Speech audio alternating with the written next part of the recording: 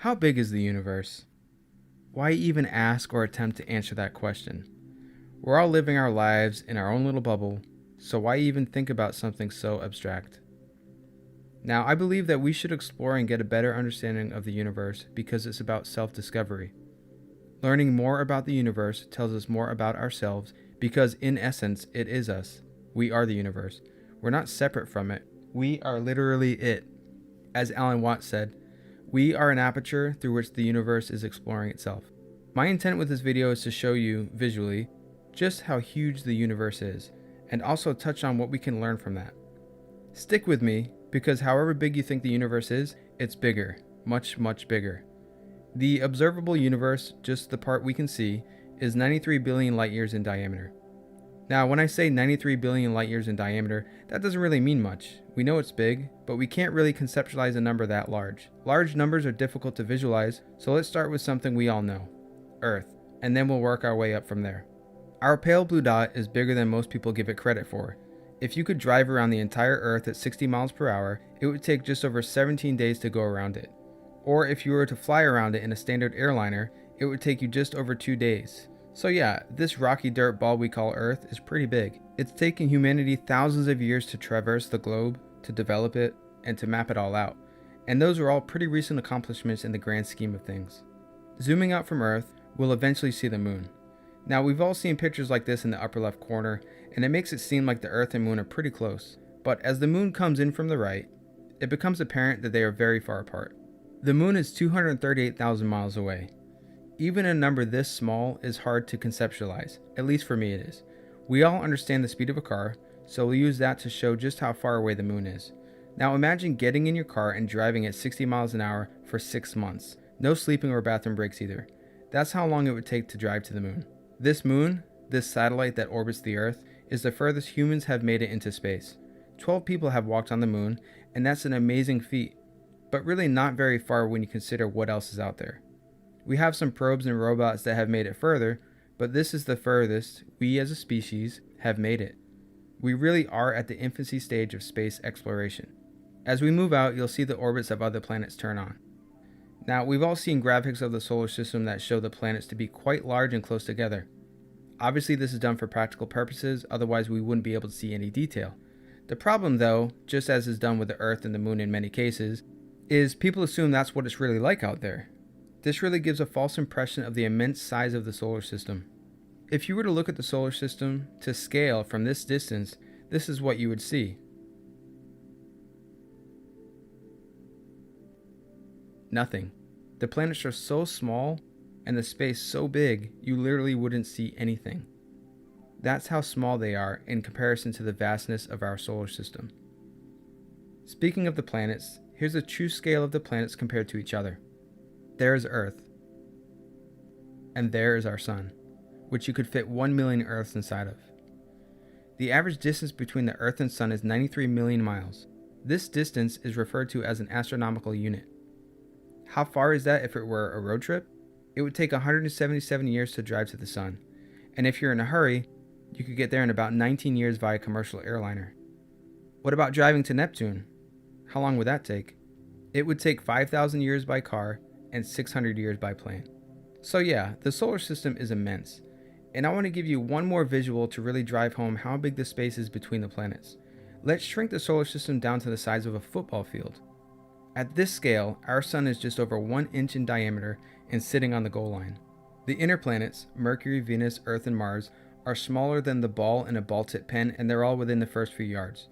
The outer planets, or the gas giants, would be smaller than BB pellets and way further down the field. The solar system is huge, and it's easy to see why we haven't made it very far. There's a lot of empty space out there. Hope is not lost though. We've sent several probes and robots into space, and they can go much faster than a car or plane. Our furthest probe, Voyager 1, which you're seeing the path of here as an orange line, was launched in 1977 and has been traveling for over 42 years. It's going about 38,000 miles an hour and is now over 13 billion miles away. It's the most distant man-made object in space. It passed all the other planets' orbits back in the 80s and it's still going. Voyager 1's official departure from the solar system occurred in August 2012. As we zoom out, you may be wondering where the boundary of our solar system is. Great question and a bit tricky to answer. Some define the edge of the solar system using Neptune's orbit, which is 5.6 billion miles in diameter. Some use Pluto's orbit, others use the heliosphere, and some others define the border of the solar system at the outer limits of the Oort cloud. That's the orange sphere you see here. The Oort cloud is made up of billions of comets, basically dirt ice balls, and they orbit the sun way, way beyond the orbit of Neptune. So there are several ways to define the edge of the solar system. In one, where Neptune is the outer boundary, it takes light 4 hours to go from the sun to the edge of the solar system. In the other scenario, with the Oort cloud, it takes light over a year and a half to go from the sun to the edge of the solar system. That's over 3,000 times larger than Neptune's orbit, so quite a big difference between them. For the sake of simplicity, I'll be using Neptune as the boundary of the solar system. I mentioned a light year, so let's touch on that briefly. A light year is the distance that light travels in a year. Light travels at 186,000 miles per second. Here are the Earth and Moon to scale. It takes light 1.3 seconds to get from the Earth to the Moon. It would take you 6 months to drive that far, and light is traveling that far in 1.3 seconds. That's fast. It's going 186,000 miles per second, 11 million miles every minute, 670 million miles every hour, 16 billion miles every day, and just about 6 trillion miles every year. Everything is so far away in space, and we don't want to have to write down these huge numbers, so we use the term light year to make it easier on us. In terms of light speed, we're just 8 minutes from the sun. That's how long it takes light to travel from the sun to the Earth, and Neptune is 4 hours away, in terms of light speed. If I haven't said it enough, let me say it one more time. The solar system is really big, which is really why we haven't made it too far just yet. But when you compare our solar system to the Milky Way, it's just ridiculously small. As we zoom out in our journey, you'll see the nearest star to us, Proxima Centauri. It's about 4.2 light years from the Earth. That's 25 trillion miles. Great, huge numbers again. Let's simplify it a little. If you scale down our solar system to the size of a quarter, how many quarters, or how many of our solar systems, could you fit between us and the nearest star? Go ahead, give it a guess. 1, 5, 10. You could fit 4,450 of our solar systems between us and the nearest star. At this scale, the nearest star is 350 feet away from our little quarter-sized solar system. Just to humor you, it would take 47 million years to drive there, or 5 million by plane if you're in a hurry. Now, if you're going the speed of a space probe like Voyager 1, which is traveling at 38,000 miles per hour, it would take about 73,000 years to travel to the nearest star, 4.2 light years away. Which isn't too bad, but it's still over 2,500 generations. So obviously we're not getting there until our technology improves. There's Sirius, the brightest star in the night sky. It's about 8 light years away. Here's our little neck of the woods, about 16 light years from Earth. There are 52 star systems within this area, but we can't see all of them because some of them are quite dim. But you can see other far off stars. There's Betelgeuse off in the distance some 645 light years away. That star is 1,000 times larger than our sun. That's our interstellar neighborhood, about 50 light years across. With our current technology going the speed of Voyager, it would take almost 1 million years to travel across this region in space. Zooming out a bit more, just beyond our interstellar neighborhood, we get to the radiosphere. This sphere represents the extent of all human broadcasts since about the time of World War II, when we became radio bright as a species. At about 160 light years across, this area is filled with approximately 3,000 to 5,000 stars. Again, not all are pictured here because only the brightest stars can actually be seen from this distance. By the way, you're seeing real data here, real stars and their locations from a program called OpenSpace. This is the digital universe, and if you're interested in exploring it yourself, please go check them out. I'll link to their website below. It's completely free as well. As we get close to 1,000 light years away, which is just 1% the diameter of the Milky Way, it becomes apparent that the Milky Way is larger than we can even imagine. There are at least 100 billion stars in the Milky Way. That's 100,000 millions. But big numbers kind of go in one ear and out the other. When we hear the term a billion, we don't visualize it. We simply can't. We just say, yeah, a billion, that's like a lot. It doesn't quite register. So let's take a second to talk about big numbers. To count to 1,000 would take 17 minutes. To count to 1 million would take 12 days. And to count to 1 billion would take 32 years. If that doesn't do it for you, let's try visually. Here are 100 stars. 100 of those is 10,000. 100 of those is 1 million. 1 million is a lot, right? But believe it or not, it's not much compared to a billion. It's just 1/1000th. Here is 100 million. Here is 1 billion, and keep in mind that each small block is 1 million. And finally, 100 billion. Okay, one last example. We'll use distance this time. If 15 feet were to represent 1,000, then 1 million would be 3 miles. And 1 billion would be from Cape Canaveral to Seattle. Oh, and a trillion? That would be 12 times further than from here to the moon. I just want to stress this point so we can really appreciate what a huge number 100 billion is before we get deeper into this, because the universe is about to get a whole lot bigger. Let's zoom out to the entire galaxy, full of billions of stars. Remember that blue sphere that was 160 light years wide? That's it. That's the speed of light radiating from our planet in the form of radio waves for the last 80 years or so. We haven't even made a dent. Some astronomers even believe there are as many as 400 billion stars in our galaxy alone. That's absolutely mind-numbing. The Milky Way is home to hundreds of billions of stars, each one potentially having its own planets and possibly its own life forms. In the last 20 to 30 years, we've studied very small sections in the Milky Way and discovered that other stars have planets too.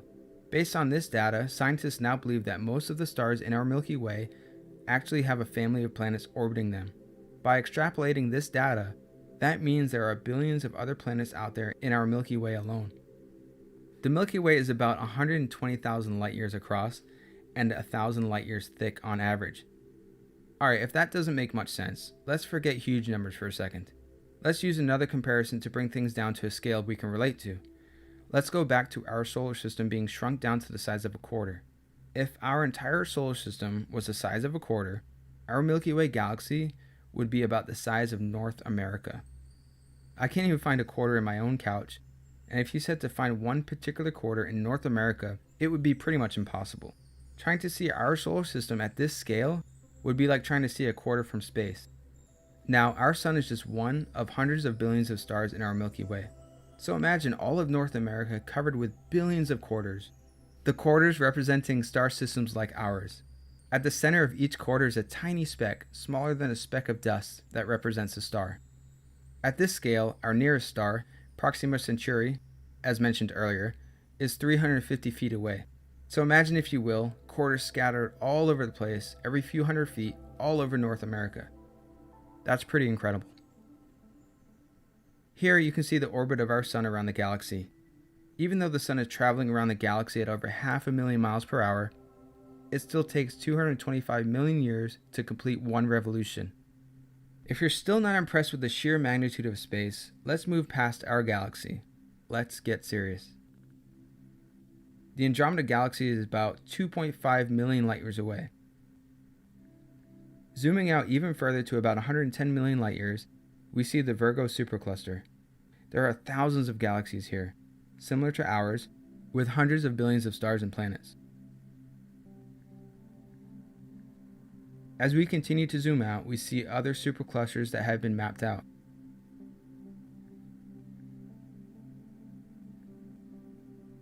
The dark region is called the zone of galactic obscuration because it is obscured by our own Milky Way. And finally, quasars come into the picture.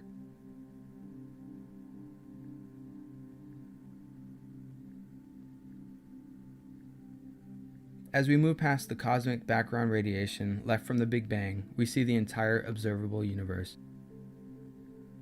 93 billion light years across.